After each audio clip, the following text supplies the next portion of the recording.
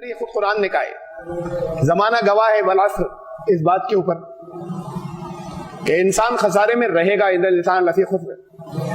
جب تک یہ چار چیزیں گنائی، جب تک یہ چار نہیں پوری ہو جائیں گی، سوائے اس کے کہ جو لوگ ایمان لائے، اچھے عمل کیے۔ ہمارے یہاں تو سب کی تقریریں، سب کی گفتگویں، سب کی بات چیت یہاں رک جاتی ہے جا کر ایمان اور عمل صالح، یہ آخری لمٹ ہے جو ختم ہو جاتی ہے کہ ایمان ہو، عمل صالح ہو، بات ختم، اور یہ آخری انتہا ہے۔ باتیں تو اس سے اور پہلے ختم ہو جاتی ہے، کلمہ زبان سے پڑھ لیا ہو ایک بار، بس ختم بات، عمل صالح کی بھی بات ضرورت نہیں ہے۔ اور یہ بہت اونچے درجے کی بات جہاں پر میکسیمم کروا لیا تو ایمان اور عمل بھی صحیح ہونے چاہیے، ایمان اور عمل صالح۔ ابھی ایمان کا تو مطلب بھی نہیں جانتے، تو بہرحال ایمان ہو اور عمل صالح، قرآن کہتا ہے نہیں، ابھی 50% گھاٹے سے نکلے ہیں، جو خود قرآن کہہ رہا ہے چار چیزیں ہیں، گھاٹا پورا نہیں ہوگا انسان کا، ایمان، عمل صالح، وتواصوا بالحق وتواصوا بالصبر، یہ دو چیزیں اور آ گئی، تاکید دوسروں کو کرتے رہنا حق کی، حق کیا ہے یہ پہنچاتے رہنا، اس کے بغیر خسارہ پورا نہیں ہوا۔ وتواصوا بالصبر، اس راستے میں مشکلات آئیں گی، بہت آگے کی بات کہی ہے، ان مشکلات پر ڈٹے رہنا نہیں، صبر کہتے ہیں ڈٹے رہنے کو، چیخیں چلائیں نہیں، اسے صبر نہیں کہتے، اردو میں کہتے ہیں صبر سے،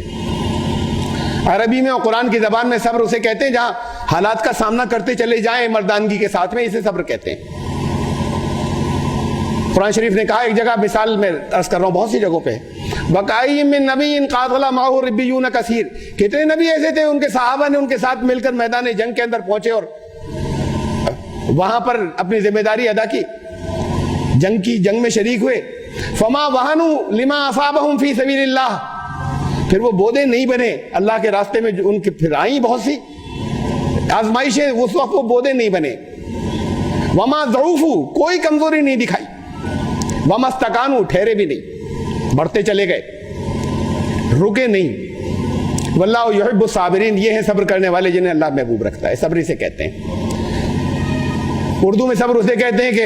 ایک طرف بیٹھ گئے، چاہے منہ لٹکا کر بیٹھے ہوں، کچھ نہیں کر رہے، ان کا رو نہیں رہے، چیخ نہیں رہے، اردو میں اسے صبر کہتے ہیں، حالات کا مقابلہ کرتے چلے جانا، قرآن کی زبان میں صبر اسے کہتے ہیں، رکنا نہیں، کمزوری نہیں دکھانا، اللہ کی رحمت سے مایوس نہیں ہونا،